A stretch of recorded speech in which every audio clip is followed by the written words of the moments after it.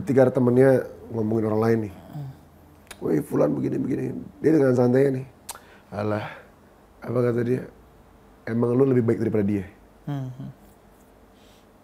Kalau ketemu orang gibah tuh. Iya. Biasanya. Atau nggak nanya ke dia nih, dia bilang, Ustaz, menurut antum gimana si fulan gini? Alah, gue juga belum tentu lebih baik daripada dia. Iya, tipikal orang yang nggak enak di-invite di grup WhatsApp tuh. Iya. Nggak enak tuh karena diajak gibah nggak mau biasanya. Nggak mau. Perubahan aneh itu overdosis. Overdosis imannya. Amin, overdosis iman amin ya.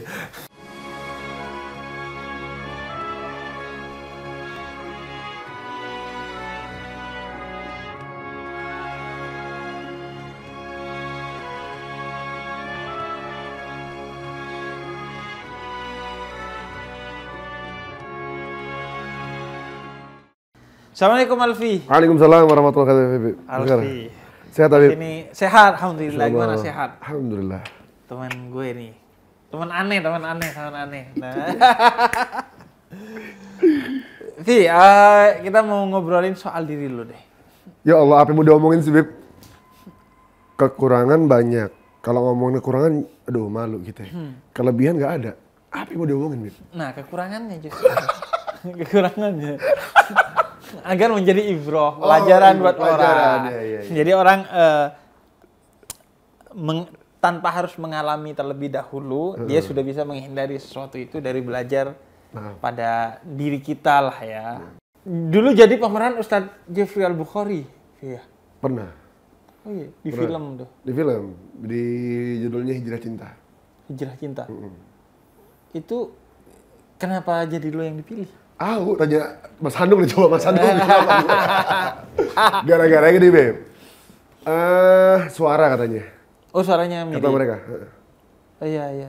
Kata mereka suara. Suara mirip. Muka, ya alhamdulillah, 11.30. 11.30. Jauh Keren ya? 11.12. Jauh ya? Iya. Tapi ini juga, cerita juga. Cerita hidup. Tahadus bini emang gak tahu deh tahadus bini emang atau apa, tapi dalam film itu 95% anak rasain. Mirip ya? Pernah. Jadi pas baca naskah tuh, ini kan gue yang kemarin. Ini gue dulu begini. Iya. Ini gue begini. Gitu. Iya kan? Artinya orang yang berjalan lah dari dunia yang sebelumnya antah berantah ke dunia yang antah berantah yang lain. Enggak.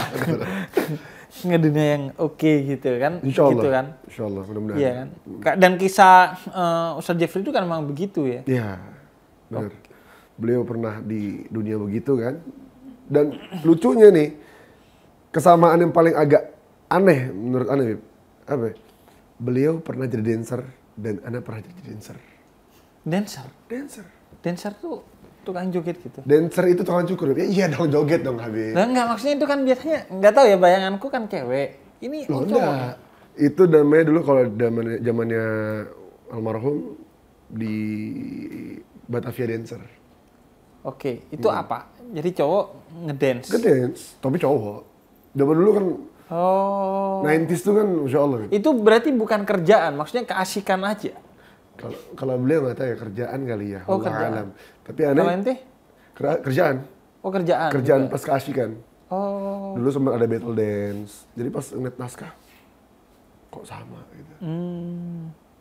Itu yang Masya Allah, kok bisa sama ini Allah. Iya. Maunya Allah apa nih kita? Iya. Dan tapi bukan pertimbangan itu, utamanya pertimbangan suara ya. Katanya begitu. Yang paling mirip. Dan emang pas perjalanan syuting sampai selesai itu ada hal-hal yang memang terasa beda di film itu, Vi.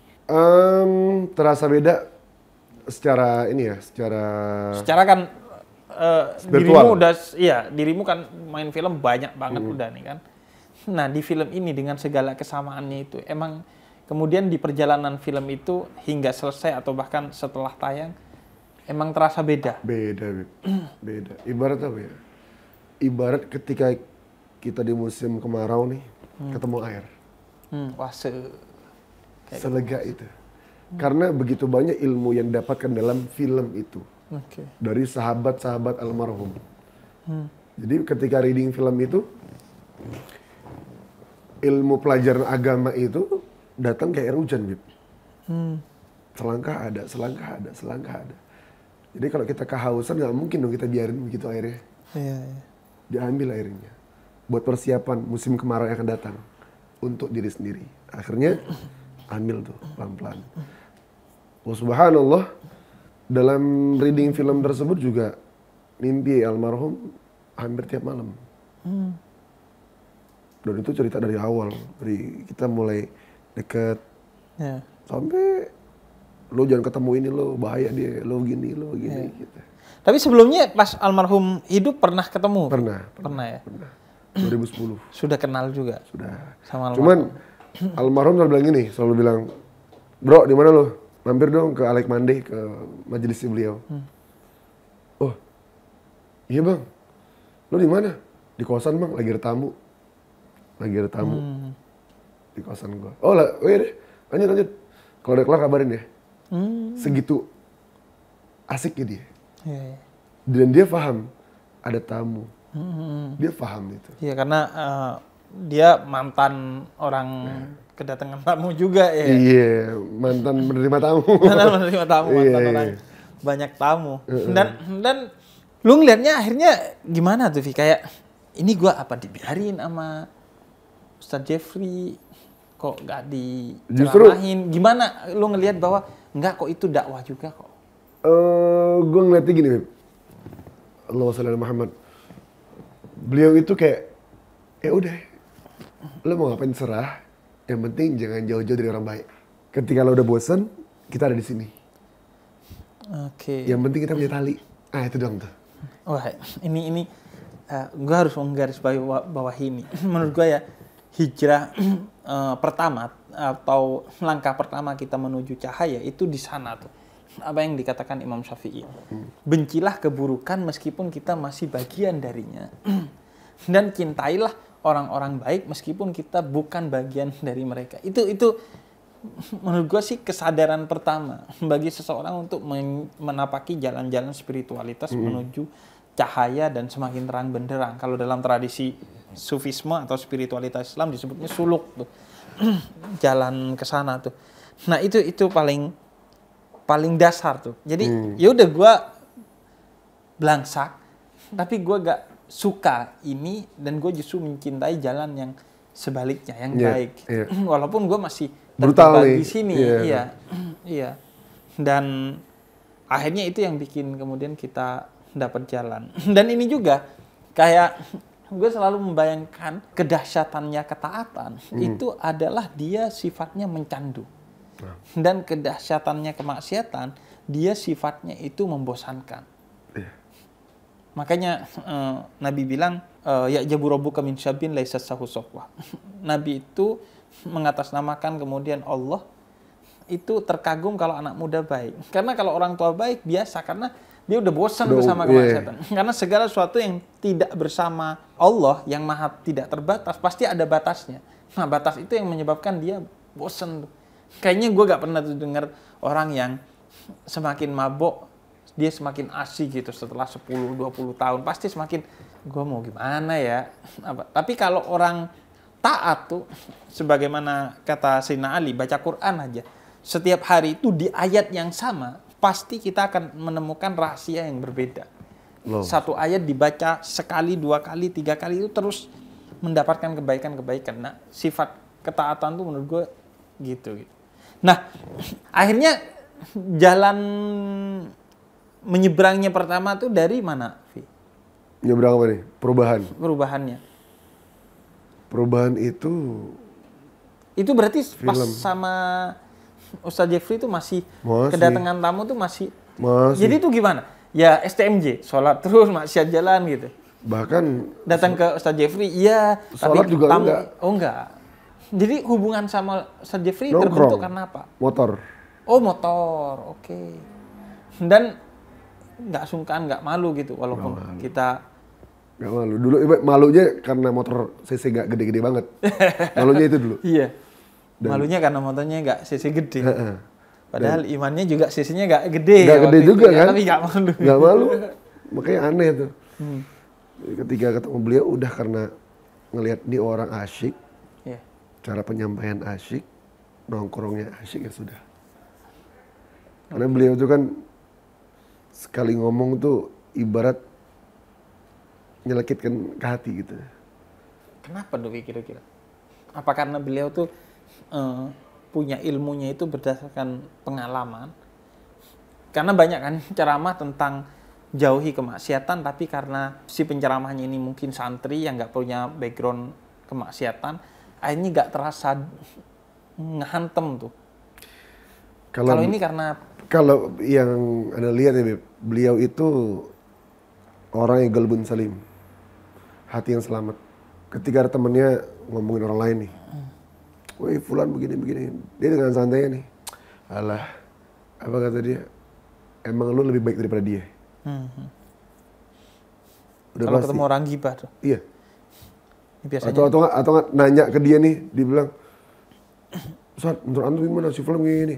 Alah, gue juga belum tentu lebih baik daripada dia. iya, tipikal orang yang nggak enak di-invite di grup WhatsApp tuh. Iya. Nggak enak tuh karena diajak gibah nggak mau biasanya. Nggak mau. Dia begitu. Iya. Alah, Tapi kok bisa asik nongkrong sama dia? bahasa dia asyik. Hikmah kalam hikmah dia tuh keren. Itu ya yang Itu. walaupun kita bukan bagian dari dia kan waktu itu ya. Tapi enak aja dia. Enak aja, cuman yang sempat dia agak omongin masalah miara anjing zaman dulu. Miara anjing. Iya. Dia bilang apa? Bro, kalau bisa anjing lu taruh depan rumah. Jangan di dalam. Oh ya. Kalau bisa, kata dia. Ya seminggu 2 minggu coba aja, kasihan. Ya nangis pertama pastilah, kata dia. Kayak anak kecil. Habis itu taruh kandang. Setelah itu titipin ke temen. Sampai lepas tuh anjing. Segampang, apa ya? Sesweet itu dia ngasih tahu, tanpa menghardik, tanpa menghakimi. Nggak usah ngutip ayat atau hadis juga ya. Tapi emang omongannya itu udah ayat dan hadis gitu. Ya. Omongan dia dari hati ke hati. Dari hati dia nyampe ke hati kita. Terkadang ya kalau gue kan ngomong kadang-kadang hafalan. Mungkin nyampe ke hafalan juga, kepala mereka, hati mereka nggak nerima. Tapi kalau almarhum, dari hati ke hati. Ini ngingetin gue ke Wamayantiku anil hawa. In huwa illa wahyun yuhan. Nabi itu Wahyun yuhan. semua yang keluar wahyu. Kita juga kalau ngomongnya dari hati, keluarnya juga suci itu kata-kata. Dan ut'u ila sabili rabbika bil hikmah, dengan cara yang kreatif. Nah, beliau ini kreatif ya, walaupun nggak kayak ceramah, tapi ngajak orang kepada kebaikan. Yeah. Dan kayaknya sekarang yang dibutuhin tuh itu ya, Vi. Sepertinya begitu, Beb. Sepertinya begitu. Orang lebih rindu dengan kalam-kalam hikmah.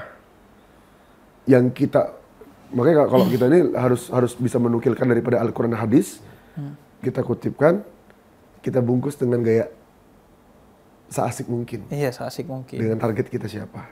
Iya. Kayak gitu-gitu. Dan itu lebih kena ke orang. Ketika dibilang, itu ayat Quran, oh baru mereka belajar. Itu dari hadis, oh iya, gitu. Iya. Gitu-gitulah. Ternyata keren. Ternyata hadis itu keren. Dan akhirnya nggak membosankan lah. Iya. Nah, itu belum tadi tuh. Jadi kalau bukan dari Ustadz Jeffrey, dari mana tuh titiknya? Titik Perubahan gue? tuh. Iya. Akhirnya nggak terima tamu tuh. Perubahan aneh itu overdosis.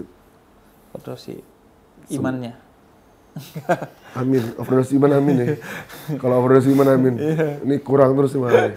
Ya Allah, kadang-kadang kebanyakan halu di dunia sana lupa kan akan overdosis iman itu. Iya. Bahkan saking dahsyatnya halu kita kepada dunia ya.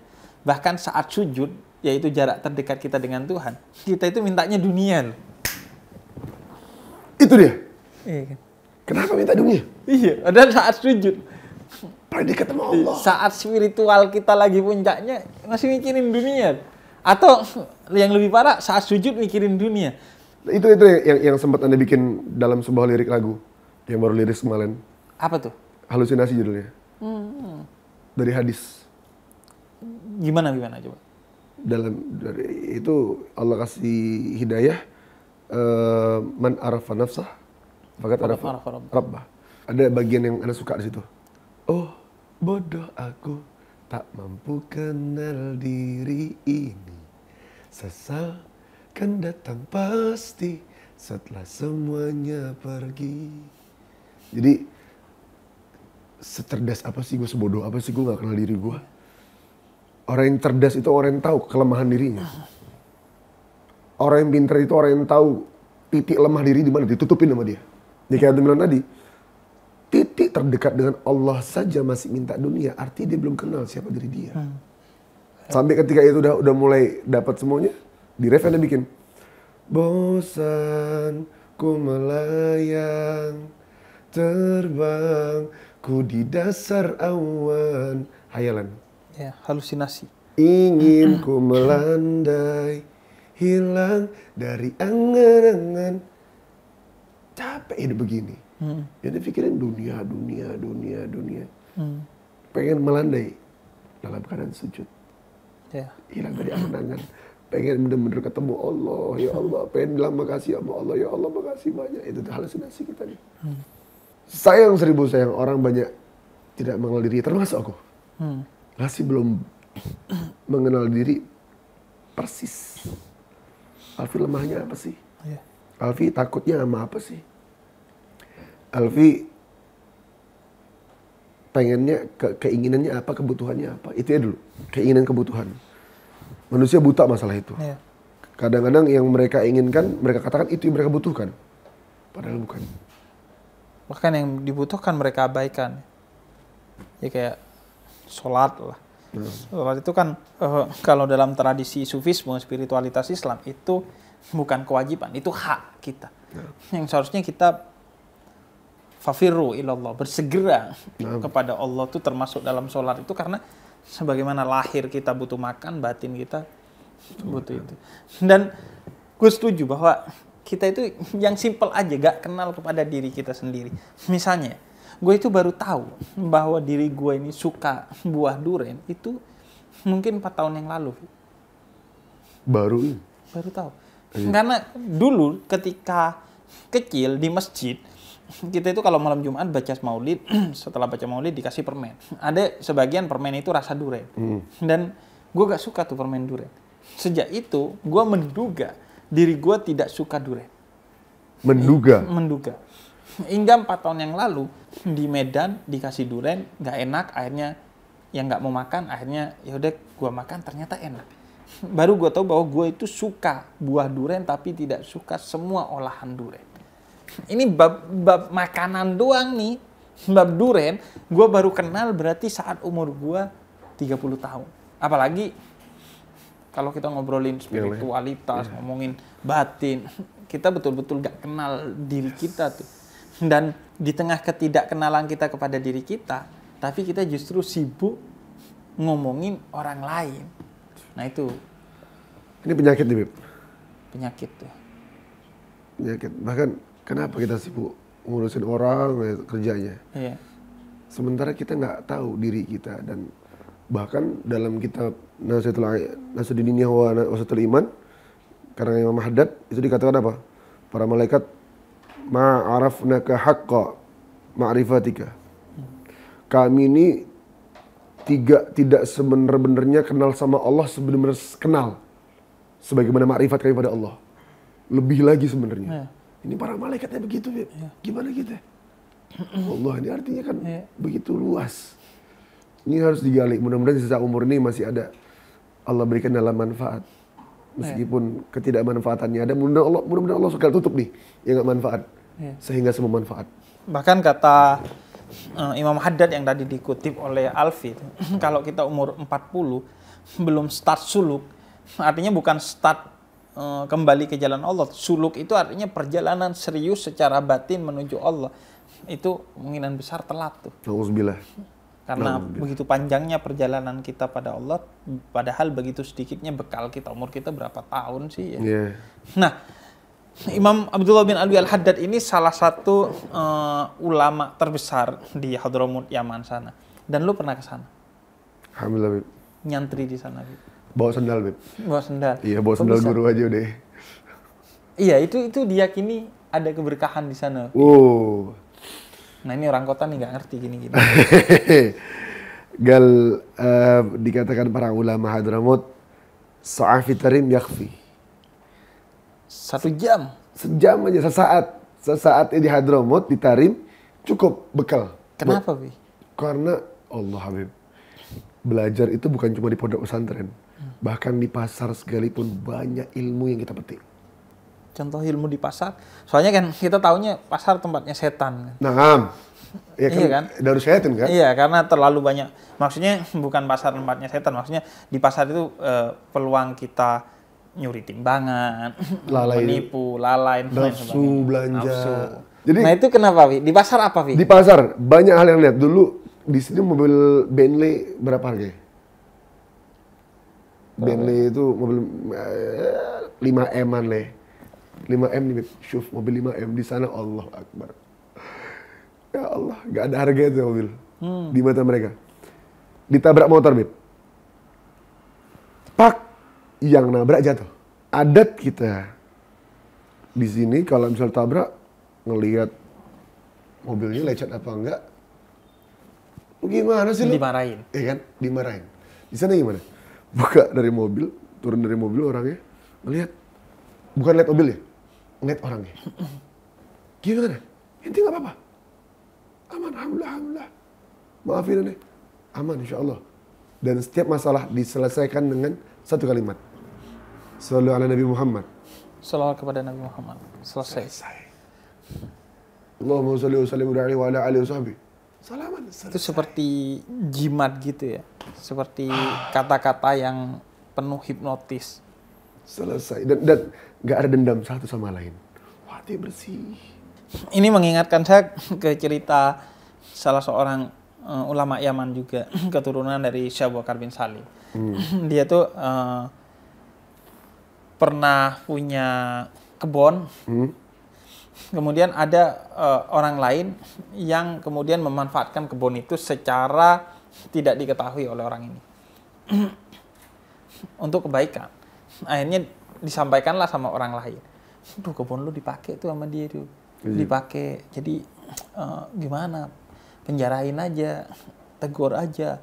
Pokoknya mau ngadu domba lah." Kemudian didatangi beneran. Wah, oke nih. Didatengin beneran orang itu. Kemudian kata dia, kebun ini sejak kamu pakai waktu itu dan sampai seterusnya menjadi milik kami. Sallallahu alaihi Muhammad. Jadi dia tidak ingin terjebak kepada adu domba dan tidak ingin orang itu kemudian yang telah memanfaatkan kebun itu dalam kebaikan itu terhenti. Karena toh belum tentu dia bisa memanfaatkan kebun itu dalam kebaikan. Kalau kita kan malah marah tuh kan. Masya Allah. Itu yang dari sana juga. Iya. Nah, apalagi kalau di Hadramut? Wah, di sana itu kan terkenal dengan kota 1000 wali, Bib. Iya. Ini kejadian nih, Bib. Ada sohib. Kita keluar dari tempat masing-masing. Kita dari tempat satu wadah yang berbeda, satu tempat belajar yang berbeda. Habis belajar pagi, kita mau sarapan nih, Bib. Ke Aidit, ke perkampungan. Kita jalan cuma berempat atau bertigaan, lupa. Satu orang pakainya lusuh. Sarungnya sarung Yaman yang di segini tuh, di gunung gitu. Dengan topi Yaman gitu, sorban Yaman. Dia ngeliatin. Dia bilang apa? Ya Tayyib, kata dia. Ente belum sholat subuh. Jangan berani keluar rumah sebelum sholat subuh. Pulang dulu. Lah kita bingung. Tahu dari mana dia? Siapa yang belum sholat subuh? Siapa? Sohib. Aneh, kita duluan aja. Tahu dari mana? Iya, tahu. Mukasyif para wali-wali Allah di sana, dahsyat. Apalagi kisah masalah ngitung wali. Itu banyak banget di sana, Bib. Iya. Wali Allah di sana banyak banget. Iya. Dan itu rata-rata mastur ya. Mastur. Mastur itu terahasiakan. Iya. nggak Kalau di terkenal. sini yang bukan wali kadang masyhur. Sok jadi wali kan. Dan padahal hal itu kalau dalam tradisi sufisme disebutnya syatahat. Syatahat itu kayak muntahan.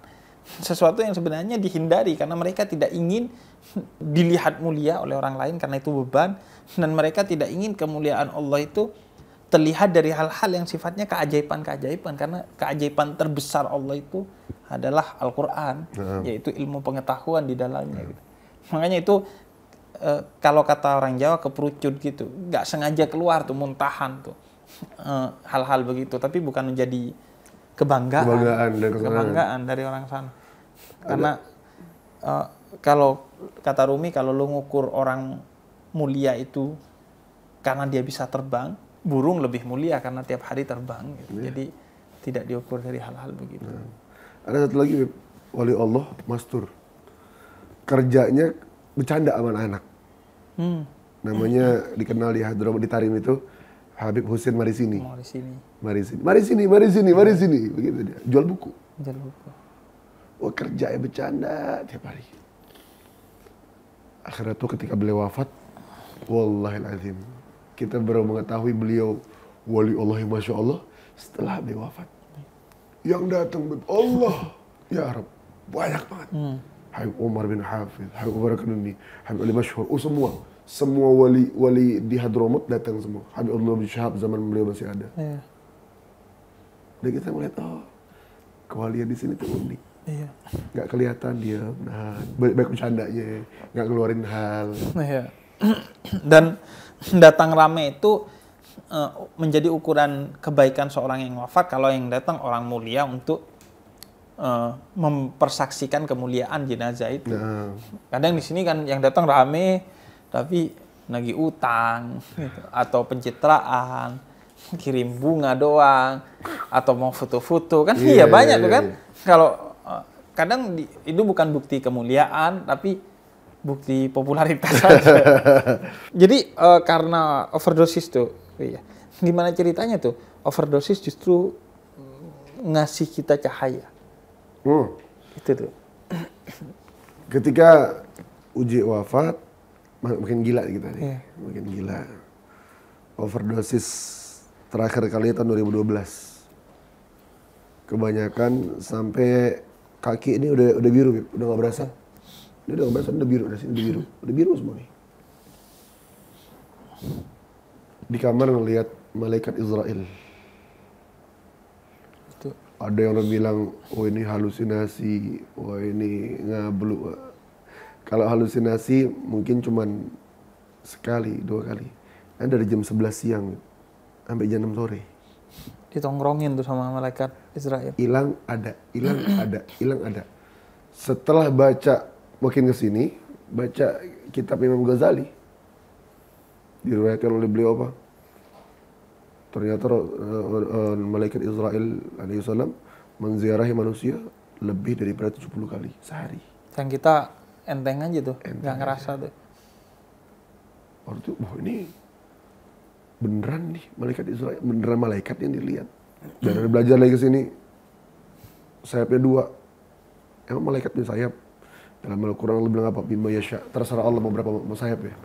Ada yang 3.000 sayap segala macam. Akhirnya tuh apakah ini momen dia mikir gitu waktu itu. Cuma bilang apa? Ya Allah jangan sekarang ya Allah. Alfi belum nikah. Papa mama belum haji ya Allah. Belum umroh. Allah ya Allah izinin ya Rabbi izinin. Dalam hati itu. Lewat dari waktu tersebut. Alhamdulillah selamat dari momen itu. Terselamatkan. Dan mulai menafsirkan bahwa gila, gue udah berapa kosong sama setan. Ya, kalahnya ya. Ibarat main bola, main PS nih. Setan sama kita udah ngebobolin gawang kita berapa kali. Nah kita berapa kali? Masa kalah terus? Gak bisa nih. Mikir kalah lagi. Akhirnya tuh di malam Idul Adha lagi tinggi juga. Lagi halu juga, dalam keadaan halu. Depan masjid ada apa namanya? Allahumma shalli Muhammad. Takbiran Idul Adha. Allahu Akbar, Allahu Akbar, Allahu Akbar. Anda main gitar. Minum, main gitar. Di takbiran. Diam tuh. Nah terus? Akhirnya mikir, oh kalau gue mati saat ini, jelek banget mati gue. gue harus mati dalam keadaan senyum. Hmm. Ini pernah kita bahas waktu Weekend Andy. Iya. Mati dalam keadaan senyum gimana? Oh, senyum itu pada saat itu dalam kebodohan otot muka yang bergerak. Iya, otot muka. Coba mau terus senyum. Hanya sampai semenit Iya, iya. hilang. Lalu di mana senyum ini? Ternyata dapat film itu, film Uje, mendapatkan sebuah pelajaran. Inna fil jasadi mudghah, idza saluhal jasadu kullu. Dalam diri ada hati. Kalau hati benar maka benar semuanya. Artinya kalau hati udah benar, ini benar nih. Oh itu dikejar. Dikejar terus. Itu dikejar, Beb. Itu dikejar. Gue pengen mati senyum, gak ada urusan. Gue pengen mati senyum dan terus menerus banyak ingat mati. Bahkan dalam kaos Bikers Dakwah ada gambar di belakangnya itu motor sama kuburan. Oh. Tulisannya apa? Sering-sering mampir biar inget pulang. Serem juga ya. Ya enggak sih. Ya enggak sih, Kak. Beb, kematian itu dirindukan, Beb. Iya enggak sih? Iya, tapi jangan sekarang gitu kalau bisa. Ntar lagi mau nggak? Ya nggak sekarang, habis tik lah. Soalnya ulama-ulama Hadramut mendengar kematian nih.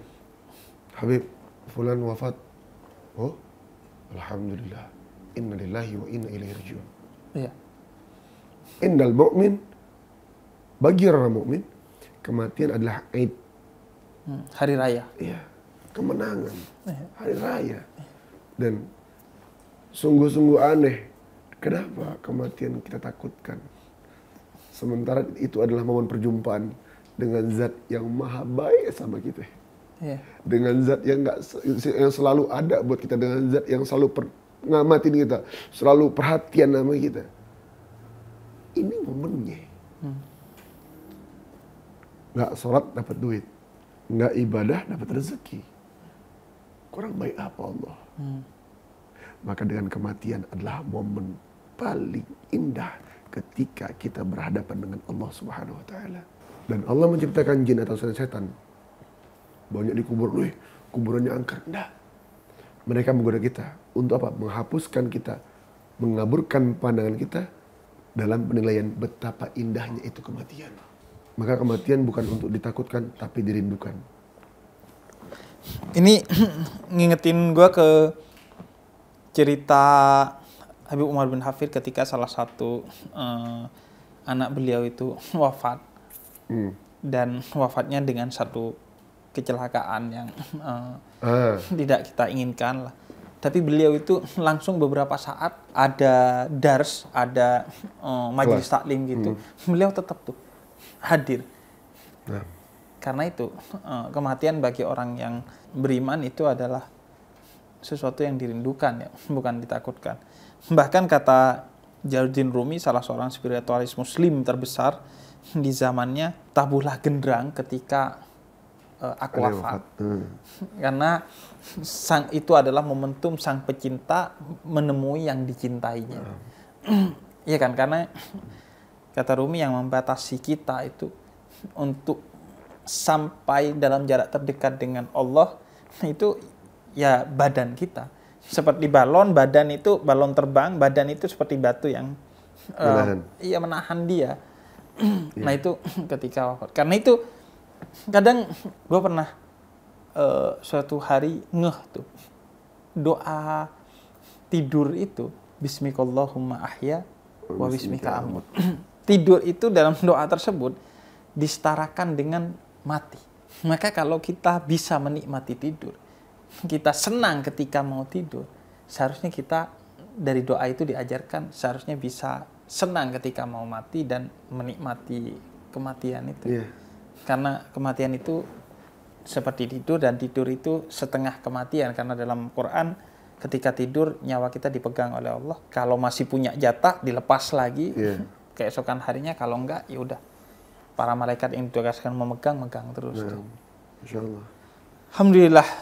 Terima kasih Vi ya. Iya, sama-sama Bib. Ngobrol-ngobrol. Ini obrolan yang menurut gua banyak banget yang bisa diambil meskipun kesana kemari itu. Tapi gitu, karena ilmu Allah luas makanya kita kadang kesana kemari itu untuk dapetinnya. Iya, dan Bib, satu lagi Bib. Untuk masalah kematian tadi, teman-teman jangan salah tafsirkan. Takutnya merindukan kematian, mereka bunuh diri. Oh, iya, itu pemuda tersesat itu. Iya, takutnya nih, kematian dirindukan, besok, wah nggak gitu maksudnya. Iya.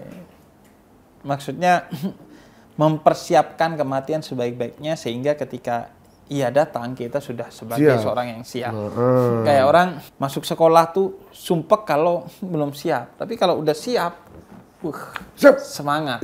Semangat. Ibarat anak kecil mau tamasya lah. Iya. Gitu dia. Kalau masih ada PR ini itu sumpek dia mau tamasya, tapi ketika gak ada. Itu dia. Ada kemarin guru kita bilang mengingatkan kita tentang hadis Rasulullah SAW. Barang siapa yang pengen setelah mati langsung masuk surga, wajib. Gimana tuh? Satu amalan deh. Istiqomahkan baca ayat kursi setelah sholat. Setelah sholat wajib baca ayat kursi. Baca ayat kursi. Maka yang membatasi di antara dia dengan surga adalah cuma kematian. Setiap selesai sholat, ayat kursi. Baca ayat kursi. Jangan selesai sholat nyari kursi buat main HP. Ujung-ujung nyari kursi begini lagi Mobile Legend. Iya, netik nih gitu kan. Iya, makanya. Main kok Mobile Legend. Apa main dong? itu Free Fire. Karena saya bintang iklan.